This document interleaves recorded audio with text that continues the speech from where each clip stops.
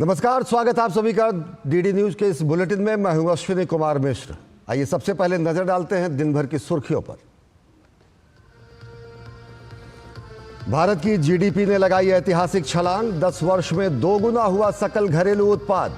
विश्व ने माना प्रधानमंत्री नरेंद्र मोदी की दूरदर्शी अर्थनीति का लोहा। 2025 में जापान तो 2027 में जर्मनी को पीछे छोड़ने का अनुमान।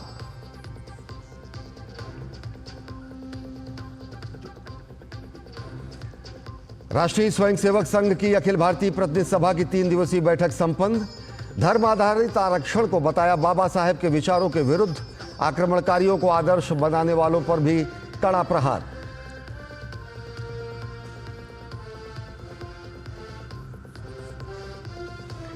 सपा सांसद रामजीलाल सुमन की राणा सांगा पर विवादित टिप्पणी से राजनीतिक उबाल। भाजपा ने कहा वोट बैंक के लिए विदेशी आक्रांताओं का महिमा मंडन करने से भी नहीं चूक रहा विपक्ष।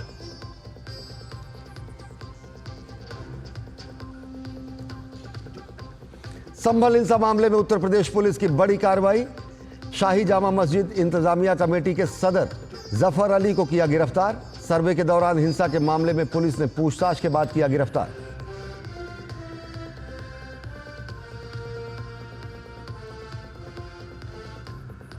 कानून व न्याय विभाग पर अमेरिका के राष्ट्रपति ट्रंप का शिकंजा। अटॉर्नी जनरल को प्रशासन के खिलाफ मुकदमे दायर करने और आव्रजन पहल को रोकने वालों की समीक्षा करने का दिया आदेश।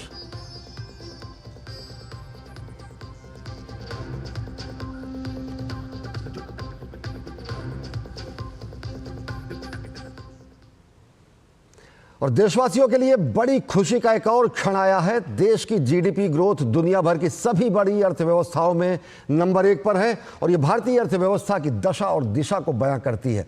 अंतर्राष्ट्रीय मुद्रा कोष यानी IMF के डेटा के मुताबिक दशक भर में भारत की जीडीपी ने लंबी छलांग लगाते हुए शानदार वृद्धि दर्ज की है। पिछले 10 वर्षों में भारत की जीडीपी 2 गुनी हो चुकी है। प्रधानमंत्री मोदी की दूरदर्शी अर्थनीति, 10 वर्ष में 2 गुनी जीडीपी, प्रमुख वैश्विक अर्थव्यवस्थाओं को पछाड़ा, 105% वृद्धि का चौंकाने वाला आंकड़ा। प्रधानमंत्री नरेंद्र मोदी के नेतृत्व में भारत ने बीते 1 दशक में अपनी अर्थव्यवस्था को दुगना कर पूरे विश्व को चौंका दिया है। देश की मजबूत आर्थिक नीतियों और संरचनात्मक सुधारों के चलते जीडीपी में जबरदस्त वृद्धि देखने को मिली है। भारत की जीडीपी 2015 में $2.1 ट्रिलियन थी, जो 2025 में बढ़कर $4.3 ट्रिलियन हो गई है। ये 105% की वृद्धि दर को दर्शाता है। वहीं अमेरिका की जीडीपी 2015 में $18.3 ट्रिलियन थी, जो 66% वृद्धि के साथ 2025 में $30.3 ट्रिलियन हो गई है। चीन की जीडीपी 2015 में $11.1 ट्रिलियन थी और 2025 में $19.5 ट्रिलियन के पास पहुंच गई है, यानी इसमें 76% की वृद्धि दर्ज की गई है। वहीं 44% वृद्धि के साथ जर्मनी की जीडीपी $3.4 ट्रिलियन से $4.9 ट्रिलियन हो गई है। वहीं जापान शून्य वृद्धि के साथ $4.4 ट्रिलियन जीडीपी पर बना हुआ है। विकास का ये ग्राफ भारत को वैश्विक आर्थिक महाशक्ति के रूप में स्थापित करता है, जिससे ये अनुमान लगाया जा रहा है कि 2027 तक भारत जापान और जर्मनी को पीछे छोड़ देगा। वाणिज्य मंत्री पीयूष गोयल ने एक्स पर लिखा कि वैश्विक बदलाव वास्तविक है। प्रधानमंत्री नरेंद्र मोदी ने पिछले 1 दशक में भारत की जीडीपी को 2 गुना करने में महत्वपूर्ण भूमिका निभाई है, जिससे वो जल्द ही वैश्विक स्तर पर तीसरी सबसे बड़ी अर्थव्यवस्था बन जाएगा। वहीं भाजपा नेता अमित मालवीय ने एक्स पर लिखा कि यह असाधारण उपलब्धि प्रधानमंत्री नरेंद्र मोदी के निर्णायक नेतृत्व और उनकी सरकार के अथक प्रयासों का प्रमाण है। सक्रिय आर्थिक नीतियों, साहसिक संरचनात्मक सुधारों और व्यापार करने में आसानी पर निरंतर ध्यान केंद्रित करने के माध्यम से मोदी सरकार ने भारत को दुनिया की सबसे तेजी से बढ़ती प्रमुख अर्थव्यवस्था के स्थान पर पहुंचा दिया है। एक ऐसा सम्मान जो आजादी के बाद से किसी भी पिछली सरकार को हासिल नहीं हुआ था। आज ये परिवर्तनकारी पहल न केवल भारत के आर्थिक विस्तार को बढ़ावा दे रही है, बल्कि इसे पारंपरिक वैश्विक महाशक्तियों से आगे ले जा रही है, जो वैश्विक आर्थिक परिदृश्य में एक महत्वपूर्ण बदलाव का संकेत है। अर्थशास्त्री भी मान रहे हैं कि जिस तेजी से भारत की अर्थव्यवस्था आगे बढ़ रही है, उससे साफ है कि भारत जल्द ही विश्व की तीसरी सबसे बड़ी अर्थव्यवस्था वाला देश बन जाएगा। भारतीय अर्थव्यवस्था में नए ग्रोथ इंजन डेवलप हो रहे हैं, नए राज्य उभर रहे हैं जो तेजी से आगे बढ़ रहे हैं। और 2027 तक भारत जर्मनी को पीछे छोड़ करके $5 ट्रिलियन से अधिक की अर्थव्यवस्था होने के कारण तीसरी सबसे बड़ी अर्थव्यवस्था विश्व की बन जाएगी। दिग्गज आर्थिक जानकार मान रहे हैं कि इस शानदार वृद्धि के लिए make in India, digital India और उत्पादन से जुड़ी प्रोत्साहन PLI योजनाओं की भूमिका महत्वपूर्ण है। कुल मिलाकर प्रधानमंत्री मोदी के नेतृत्व में भारत वैश्विक आर्थिक परिदृश्य में अपनी स्थिति को लगातार मजबूत कर रहा है। Bureau report, DD news. Bengaluru में राष्ट्रीय स्वयंसेवक संघ की 3 दिनों तक चली अखिल भारतीय प्रतिनिधि सभा की बैठक में कई अहम मुद्दों पर विचार विमर्श किया गया। बैठक में देश को अलग पटल पर ले जाने और विवादास्पद परिस्थितियां उत्पन्न करने वालों को लेकर भी दो टूक जवाब दिया गया। आरएसएस ने साफ किया कि बाबा साहब भीमराव अंबेडकर ने कभी भी धार्मिक आधार पर आरक्षण को मान्यता नहीं दी थी। 3 दिनों तक चली अखिल भारतीय प्रतिनिधि सभा की बैठक का आज समापन हो गया। राष्ट्रीय स्वयंसेवक संघ अपनी स्थापना के 100 साल पूरे करने जा रहा है। शताब्दी के उपलक्ष्य में आरएसएस ने संकल्प लिया है, विश्व शांति और समृद्धि के लिए समरस और संगठित हिंदू समाज का निर्माण ही संघ का लक्ष्य है। बेंगलुरु में आरएसएस की 3 दिनों तक चली अखिल भारतीय प्रतिनिधि सभा की बैठक में इन्हीं बिंदुओं से जुड़े ज्वलंत और महत्वपूर्ण मुद्दों पर चर्चा हुई। इस बैठक में शताब्दी वर्ष की प्रगति की समीक्षा के साथ ही बैठक में आगामी वर्ष के लिए विविध कार्यक्रमों, आयोजनों और अभियानों की रूपरेखा तैयार की गई। बैठक के एजेंडे में देश के वर्तमान परिदृश्य का विश्लेषण और अनुवर्ती गतिविधियों पर चर्चा के अलावा हिंदू जागरण के मुद्दे पर भी चर्चा शामिल रही। राष्ट्रीय स्वयंसेवक संघ की अखिल भारतीय प्रतिनिधि सभा के समापन के अवसर पर बेंगलुरु में कार्यक्रम को संबोधित करते हुए सर कार्यवाह दत्तात्रेय होसबाले ने कर्नाटक सरकार द्वारा सरकारी ठेकों में मुसलमानों को 4% आरक्षण देने के फैसले पर चल रही बहस पर कहा कि संविधान इस धर्म आधारित कोटा की अनुमति नहीं देता है। साथ ही उन्होंने कहा कि इस प्रकार के आरक्षण भीमराव अंबेडकर के विचारों के विरुद्ध हैं। Religion based reservation is not possible. Backward class within that religion, it is there. Karnataka में है, महाराष्ट्र में बहुत जगह पर है. Backward communities within it. See, that is why religion based reservation is not accepted in the constitution authored by Dr. Baba Saheb Ambedkar. Anybody who thinks of this, they are going against the wishes of the founding fathers of the constitution. Aurangzeb की कब्र को लेकर उठे विवाद को लेकर sir कार्यवाह होसबाले ने दो टूक कहा कि जो लोग भारत के मूल्यों के खिलाफ गए उन्हें प्रतीक बना दिया गया। उन्होंने इस बात पर आश्चर्य जताया कि अंग्रेजों के खिलाफ लड़ने वालों को तो स्वतंत्रता सेनानी कहा जाता है, लेकिन जिन्होंने आक्रमणकारियों का विरोध किया उन्हें ये सम्मान नहीं दिया जाता। भारत में क्या भारत के यहाँ के इथोस के विरुद्ध चले हुए व्यक्ति को उनके नाम से आइकॉन बनाकर चलना है, या भारत के यहाँ के मिट्टी, यहाँ के संस्कृति, यहाँ की परंपरा के साथ जो लोग रहे हैं उनको आइकॉन बनाना है, यह मुद्दा है। तो इसलिए औरंगजेब उसमें नहीं बैठते हैं, जबकि उनके भाई दारा सिंह उस आइकॉन में उस स्थिति में बैठते हैं। इसके अलावा वक्फ संशोधन विधेयक 2024 को लेकर सर कार्यवाह दत्तात्रेय होसबाले ने कहा, सरकार ने वक्फ के लिए एक आयोग बनाया है, हम देखेंगे कि वे क्या लेकर आते हैं। अब तक जो भी हुआ है वो सही दिशा में हुआ है, हम देखेंगे कि आगे क्या होता है। वक्फ के बारे में सरकार ने जॉइंट कमीशन बनाए हैं, जो हुआ है अभी तक का वो सही दिशा में चला है। सरकार कैसे करती है, पार्लियामेंट क्या करता है, हम देखेंगे। और वक्फ के बारे में केवल संघ के नहीं, समाज के बहुत सारे, कर्नाटक में ही हम देखेंगे तो बहुत सारे किसानों ने यहाँ irrespective of their party affiliations, their ideological persuasions, they came forward and they said वक्फ के बारे में ऐसे हमारे जमीनों को कर दिया, ऐसे बहुत बड़ा हुआ था। आरएसएस की अखिल भारतीय प्रतिनिधि सभा में भारतीय संस्कृति और परंपरा के मूल्यों को आगे बढ़ाते हुए व्यवस्थित ढंग से भविष्य को उज्जवल बनाने का उद्देश्य मानव एकता और विश्व कल्याण के हित में नजर आया और मौजूदा परिदृश्यों को ध्यान में रखते हुए बांग्लादेश को लेकर प्रस्ताव समेत विभिन्न मुद्दों के तमाम पहलुओं पर चर्चा के बाद समाधान प्रक्रिया को आगे बढ़ाने का प्रयास किया गया। Bureau report, DD news. Delhi high court के जज न्यायमूर्ति यशवंत वर्मा के घर के पास मिले कथित जले नोट का मामला सुर्खियों में है। जस्टिस वर्मा ने नकदी मिलने के मामले पर अपना स्पष्टीकरण दिया है। उन्होंने अपने ऊपर लगे आरोपों का खंडन किया है। जस्टिस वर्मा ने कहा कि घर के स्टोर रूम से बरामद नकदी से उनका या परिवार का कोई संबंध नहीं है। फिलहाल अब मामला जांच के अधीन है। दिल्ली हाईकोर्ट के जज जस्टिस यशवंत वर्मा के सरकारी आवास के आउट हाउस में कथित रूप से नोटों की गड्डियां पाए जाने के मामले में दिल्ली हाईकोर्ट के चीफ जस्टिस डीके उपाध्याय ने सीजेआई को सौंपी गई अपनी रिपोर्ट में कहा है कि इस मामले की गहराई से जांच किए जाने की जरूरत है। 21 मार्च को सौंपी गई इस रिपोर्ट में जस्टिस उपाध्याय ने कहा कि शुरुआती जांच में बंगले में रहने वाले लोगों, गार्डनर, सीपीडब्ल्यू से जुड़े लोगों के अलावा किसी और की इस रूम में एंट्री की संभावना नहीं बनती है।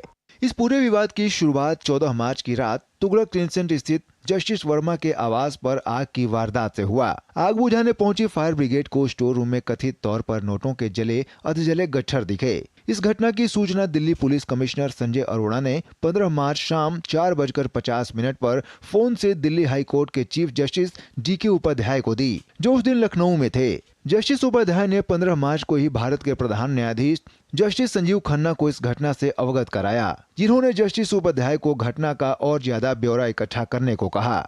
16 मार्च को दिल्ली वापस लौटने के बाद जस्टिस उपाध्याय ने सीजेआई जस्टिस संजीव खन्ना से मुलाकात की। सीजेआई ने जस्टिस उपाध्याय से कहा कि वह घटना पर जस्टिस वर्मा का पक्ष जानने की कोशिश करें। जब दिल्ली हाईकोर्ट के चीफ जस्टिस डीके उपाध्याय ने 17 मार्च को जस्टिस वर्मा से घटना पर उनका पक्ष जानना चाहा, तो जस्टिस वर्मा ने कहा कि आउट हाउस के स्टोर रूम में पड़े किसी भी पैसे या नकदी के बारे में उन्हें पता नहीं था। न तो उनको न ही उनके परिवार के किसी सदस्य को नकदी के बारे में कोई जानकारी थी और न ही इसका उनके परिवार से कोई संबंध है। उन्होंने ये भी कहा कि परिवार के सदस्यों या कर्मचारियों को ऐसी कोई नकदी नहीं दिखाई गई जो कथित तौर पर उस रात वहां से बरामद हुई थी। उन्होंने कहा कि घटना की रात को वह और उनकी पत्नी भोपाल में थे और 15 मार्च की शाम को दिल्ली लौटे। जब उन्हें जले हुए नोटों का वीडियो दिखाया गया तो उन्होंने कहा कि यह उनके खिलाफ एक साजिश हो सकती है। 20 मार्च को दिल्ली हाईकोर्ट के चीफ जस्टिस डीके उपाध्याय ने यह फोटो और video CJI justice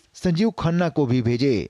Delhi high court के चीफ जस्टिस की रिपोर्ट के आधार पर 22 मार्च को सीजेआई जस्टिस संजीव खन्ना ने जस्टिस यशवंत वर्मा पर लग रहे आरोपों की जांच के लिए 3 सदस्यीय कमेटी का गठन कर दिया। इस कमेटी में हिमाचल प्रदेश हाई कोर्ट के chief justice GS Sandhawalia, Punjab और हरियाणा हाई कोर्ट के चीफ जस्टिस शील नागू और कर्नाटक हाई कोर्ट की जस्टिस अनु शिवरामन शामिल हैं।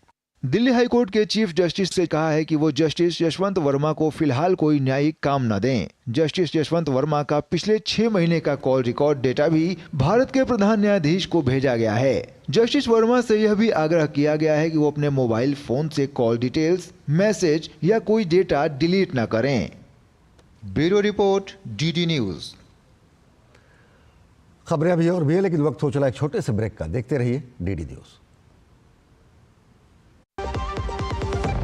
सस्ते वाले दाल मसाले स्वाद हुआ बेकार। एमडीएच की हल्दी मिर्ची धनिया करे कमाल। ये रंग दे, ये खुशबू दे, ये तीखा, ये कम पड़े। क्या निराला एमडीएच मसाला।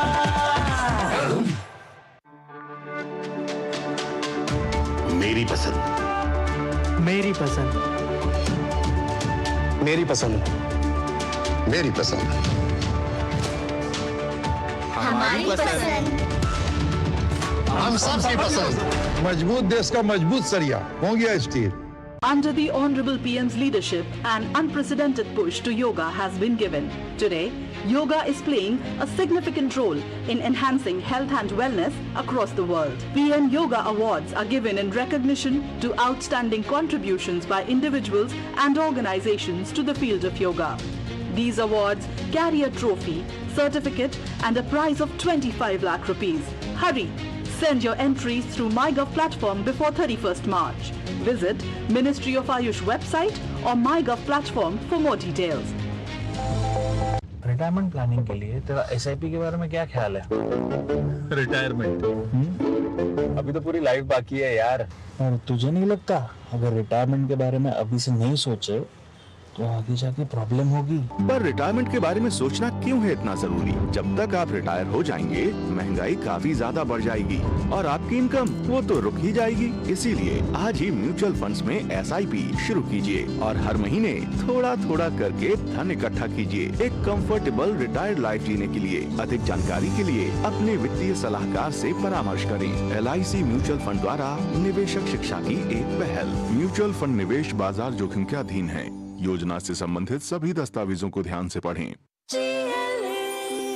जो लक्ष्य चुना था समझ आने लगा है। GLA यूनिवर्सिटी, उच्च लक्ष्य की निश्चित प्राप्ति। MDH का किचन किंग किचन में हो तो हम सब कुछ बना सकते हैं। बैंगन का भरता, आलू गोभी, भिंडी मसाला और भी बहुत कुछ। MDH। ब्रेक के बाद आप सभी का स्वागत है। औरंगजेब को आदर्श मानने को लेकर छिड़ी सियासी रार खत्म नहीं हो रही है और अब ये राजपूतों के शौर्य और पराक्रम के प्रतीक राणा सांगा को लेकर दिए गए एक नए विवाद से मामला और तूल पकड़ रहा है। सपा सांसद रामजीलाल सुमन ने राणा सांगा को गद्दार कहा तो लोगों की भावनाएं भड़क गई हैं। विशेष बात यह है कि सपा मुखिया अखिलेश यादव ने भी रामजीलाल सुमन की बात का समर्थन किया है। अब बीजेपी इस मुद्दे को लेकर सपा पर हमलावर है। समाजवादी पार्टी के सांसद रामजीलाल सुमन ने महान योद्धा वीर शिरोमणि महाराणा सांगा पर विवादित टिप्पणी कर राजनीति में भूचाल ला दिया है। एक तो बीजेपी के लोगों का तकिया कलाम हो गया है सभापति महोदय कि मुसलमान इनमें बाबर का डीएनए है, लेकिन सभापति महोदय मैं जानना चाहूंगा कि बाबर को लाया कौन? बाबर को इब्राहिम लोदी को हराने के लिए राणा सांगा लाया था। तो मुसलमान तो बाबर की औलाद हैं और तुम गद्दार राणा सांगा की औलाद हो। ये हिंदुस्तान में तय हो जाना चाहिए। सपा नेता के बयान पर भाजपा समेत कई अन्य दल आक्रामक हो गए हैं। उनका कहना है कि सपा के नेता अपने संस्कारों के अनुरूप तुष्टीकरण की सियासत में इस कदर डूब चुके हैं कि वो विदेशी आक्रांताओं का महिमा मंडन करने के लिए भारतीय महापुरुषों को अपमानित करने में जरा सी भी परहेज नहीं कर रहे हैं। मुख्यमंत्री भजनलाल शर्मा ने सोशल मीडिया प्लेटफॉर्म एक्स पर लिखा कि शूरवीरों की धरती राजस्थान के लाडले सपूतों ने मातृभूमि की रक्षा के लिए सदा अपना सर्वोच्च बलिदान दिया है। मेवाड़ के महान योद्धा राणा सांगा के बारे में समाजवादी पार्टी के सांसद का निम्न स्तरीय बयान न केवल राजस्थान की 8 करोड़ जनता को बल्कि संपूर्ण देशवासियों को आहत करता है। वोटों के तुष्टीकरण के लिए ये लोग इतिहास पुरुषों का अपमान करने से भी नहीं चूकते हैं। उन्होंने तो इतना कुछ किया, इतने युद्ध लड़े हैं मातृभूमि के लिए, और ऐसे व्यक्तित्व के बारे में इस तरह की ओछी टिप्पणी करना बहुत ही गलत है। देश के महापुरुषों को अपमानित करने का काम हो रहा है, तो ये मुझे तो लगता है कहीं ना कहीं ये मानसिक रूप से दिवालिया हो गए हैं। हमारी सीधी सीधी मांग है कि ऐसे भारत विरोधी और वीर वसुधा को कलंकित करने वाले ये जो समाजवादी पार्टी के महामंत्री हैं, इनको अविलंब न सिर्फ पार्टी निकाले बल्कि सदन से भी इनको निकाला जाना चाहिए। उत्तर प्रदेश के उप मुख्यमंत्री केशव प्रसाद मौर्य ने राणा सांगा का अपमान किए जाने पर सवाल खड़े किए हैं। उप मुख्यमंत्री ने सोशल मीडिया प्लेटफॉर्म एक्स पर लिखा, राणा सांगा का अपमान, औरंगजेब का गुणगान, यही है सपा की राजनीति और इनके मुखिया अखिलेश यादव की असली पहचान। हालांकि इस बीच सपा प्रमुख अखिलेश यादव ने अपने सांसद के बयान का समर्थन किया है। रामजीलाल सुमन जी ने भी इतिहास का कोई पन्ना पलट दिया जिस पन्ने में अगर इस तरह की भाव लिखा होगा। सपा प्रमुख अखिलेश यादव पर बीजेपी IT सेल प्रमुख अमित मालवीय ने निशाना साधा है। अमित मालवीय ने कहा है कि तुष्टीकरण में लिप्त सपा प्रमुख अखिलेश यादव अपने सांसद रामजी लाल द्वारा महान वीर राणा सांगा को गद्दार कहने का समर्थन कर रहे हैं। ये सिर्फ राजपूत समाज ही नहीं बल्कि पूरे हिंदू समाज का अपमान है। सपा के राज्यसभा सांसद रामजी लाल सुमन के राणा सांगा को लेकर दिए विवादित बयान पर सियासत गर्मा गई है। आगरा में अखिल भारत हिंदू महासभा के कार्यकर्ताओं ने सांसद का पुतला फूंककर विरोध प्रदर्शन किया। इस दौरान सपा राज्यसभा सांसद रामजी लाल सुमन के खिलाफ तहरीर भी दी गई। मेवाड़ के महाराणा संग्राम सिंह को राणा सांगा के नाम से पहचाना जाता है। इतिहासकारों और इतिहास के किताबों के अनुसार राणा सांगा इतने वीर थे कि एक भुजा, एक आंख और एक पैर खोने के साथ ही अनगिनत जख्मों के बावजूद उन्होंने अपना महान पराक्रम नहीं खोया। खानवा की लड़ाई में राणा सांगा को लगभग 80 घाव लगे थे। राणा सांगा को सैनिकों का भग्नावेश भी कहा जाता है। Bureau report, DD news. और खबरें अभी और भी है, लेकिन वक्त हो चला एक और छोटे से ब्रेक का। देखते रहिए DD न्यूज।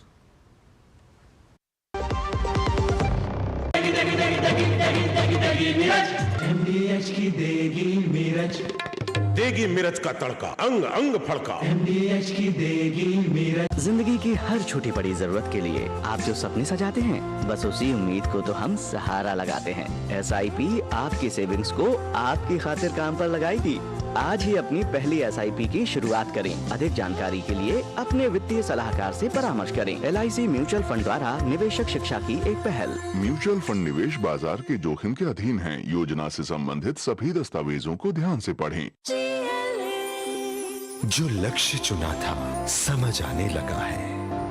GLA यूनिवर्सिटी, उच्च लक्ष्य की निश्चित प्राप्ति। एक ऐसा तबका जो रिटायरमेंट के बारे में आज भी बिल्कुल नहीं सोचता, वो है औरतें। औरतें कमा के भी वल्नरेबल हैं। सो NPS एक इक्वालिटी ला रहा है। हम सब एक बराबर प्लेटफॉर्म पे हैं। अपने बेहतर कल को सुनिश्चित करने के लिए NPS जरूरी है। गोल्डी मसाले के 100 ग्राम के स्पेशल पैक्स में फ्रेशनेस लॉक है।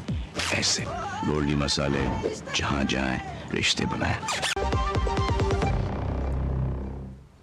और ब्रेक के बाद आप सभी का स्वागत है।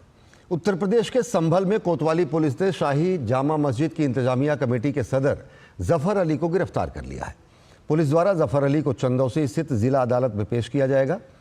बीते साल 24 नवंबर को संभल में शाही जामा मस्जिद में सर्वे के दौरान हिंसा के मामले में पुलिस ने पूछताछ के बाद जफर अली को गिरफ्तार किया है। पुलिस ने बताया कि संभल में शांति बनाए रखने के लिए पुलिस बल तैनात किया गया है। पूर्व से ही ड्यूटियां लगाई गई हैं, पहले से ही।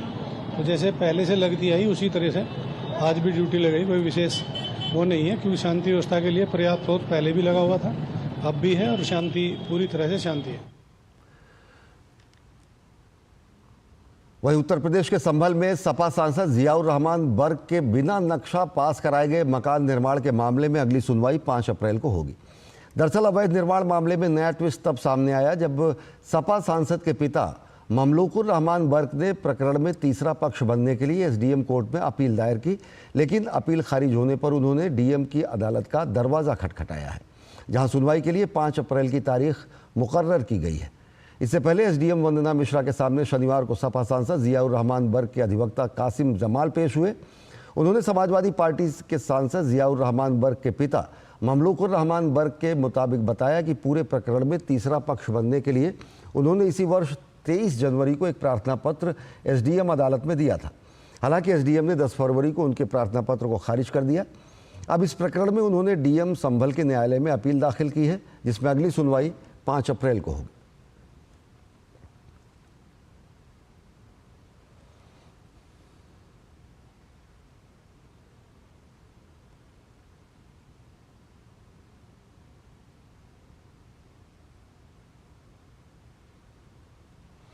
भगोड़े हीरा कारोबारी मेहुल चोकसी को बेल्जियम में स्पॉट किया गया है। बेल्जियम में होने की पुष्टि के बाद भारत ने बेल्जियम से मेहुल चोकसी के प्रत्यर्पण की मांग की है। भगोड़ा कारोबारी मेहुल चोकसी और उसके भतीजे नीरव मोदी पर पंजाब नेशनल बैंक से 13,500 करोड़ रुपए के धोखाधड़ी का आरोप है। भारत सरकार ने अब बेल्जियम से मेहुल चोकसी के प्रत्यर्पण की मांग की है। F रेजिडेंसी कार्ड मिलने के बाद वो अपनी पत्नी प्रीति चोकसी के साथ बेल्जियम के एंटवर्प में रह रहा था, लेकिन इलाज का हवाला देकर अब वो स्विट्जरलैंड जाने की प्लानिंग कर रहा है। दिसंबर 2024 में मुंबई की एक विशेष अदालत ने प्रवर्तन निदेशालय की ओर से 2018 से जब्त की गई चोकसी की संपत्तियों की बिक्री की अनुमति दी थी। इन संपत्तियों की कुल कीमत 2,565.9 करोड़ रुपए है, जो पंजाब नेशनल बैंक और ICICI बैंक के समर्थन से अदालत के आदेश पर जब्त की गई है। इन संपत्तियों की बिक्री शुरू हो चुकी है। इनमें से 125 करोड़ रुपए से अधिक की मूल्य की संपत्तियां मुंबई में फ्लैट, अंधेरी में 2 कारखाने गीतांजलि जेम्स लिमिटेड के लिक्विडेटर को सौंप दी गई हैं। चोकसी के खिलाफ आरोपों में आपराधिक साजिश, विश्वासघात, धोखाधड़ी, संपत्ति की लेन देन में धोखाधड़ी, भ्रष्टाचार और मनी लॉन्ड्रिंग के मामले शामिल हैं। वहीं नीरव मोदी इस समय लंदन में जेल में बंद है और भारत को प्रत्यर्पित करने के खिलाफ अदालत में मुकदमा दायर कर रखा है। और 23 साल की उम्र में अमर शहीद भगत सिंह ने अपना जीवन न्यौछावर कर दिया। हम अपने बच्चों में देश प्रेम का संस्कार दें, और यही देशभक्ति है। जो शहीद हुए हैं उनके शहादत को याद किया जाए, ये हम सब का कर्तव्य है। शहीदों की लौ हम सब के दिल में जलती रहे, इसके लिए हम सब मिलकर काम करेंगे। ये सब बातें दिल्ली की मुख्यमंत्री रेखा गुप्ता ने शहीदी दिवस कार्यक्रम में कही। उन्होंने कहा कि शहर को गंदा ना करना भी देशभक्ति है। कार्यक्रम में देशभक्ति के तरानों ने सबका मन मोह लिया और लोग देशभक्ति से सराबोर नजर आए। ये बहुत बड़ा प्रश्न है कि यदि मुझे अपने देश से प्यार है, अपनी मातृभूमि से प्यार है, तो मेरे लिए क्या काम है जो मैं कर सकता हूं। तो सच बताती हूं कि देश के लिए मरने का मौका नहीं मिलेगा, पर देश के लिए जीने का मौका हर रोज आपके पास है। अपनी दिनचर्या में, अपने जीवन में, शैली में, हर जगह कुछ ऐसा डालिए कि जितना जिए देश के लिए जिए। जो कुछ भी करें उसमें देश के लिए भी करें कि तन समर्पित, मन समर्पित और यह जीवन समर्पित। चाहता हूं देश की धरती तुझे कुछ और भी दूं, और भी दूं। भगत सिंह जी, राजगुरु जी और सुखदेव जी के बलिदान दिवस को उत्सव की तरह मनाया जाना चाहिए और कहा भी गया है कि शहीदों की चिताओं पर लगेंगे हर बरस मेले, वतन पर मरने वालों का यही बाकी निशा होगा। और उसी परंपरा को आगे बढ़ाते हुए अब दिल्ली सरकार ने इस प्रकार के उत्सव शुरू किए हैं। अमेरिकी राष्ट्रपति डोनाल्ड ट्रंप ने अपने प्रशासन के खिलाफ मुकदमे दायर करने वाले और आव्रजन पहल को रोकने वाले वकीलों और कानूनी फर्मों के खिलाफ कार्रवाई की तैयारी कर ली है। ट्रंप ने अटॉर्नी जनरल पाम बॉन्डी को ऐसे वकीलों और कानूनी फर्मों की समीक्षा करने का आदेश दिया है। ट्रंप ने एक आदेश में उनका विरोध करने वाले वकीलों के खिलाफ शिकायतों पर विचार किया है। साथ ही ऐसे वकीलों और फर्मों की सुरक्षा मंजूरी और सरकारी अनुबंधों को रद्द करने की तैयारी की है। इसके बाद कानून और न्याय विभाग पर ट्रंप का शिकंजा कसता जा रहा है। मीडिया रिपोर्ट्स के मुताबिक राष्ट्रपति ट्रंप ने अटॉर्नी जनरल पाम बॉन्डी को पिछले 8 साल में सरकार के खिलाफ मुकदमेबाजी में शामिल रहे वकीलों और कानूनी फर्मों की समीक्षा के आदेश दिए हैं। इनमें ऐसे वकीलों और फर्मों की ओर ध्यान केंद्रित करने के लिए कहा गया है जिन्होंने आव्रजन के खिलाफ कदम उठाए हैं, क्योंकि ट्रंप प्रशासन का मानना है कि उन्होंने अनुचित तरीके से काम किया है। तो बुलेटिन में फिलहाल इतना ही। देश और दुनिया की ताज़ा तरीन खबरों के लिए देखते रहिए डीडी न्यूज़। नमस्कार।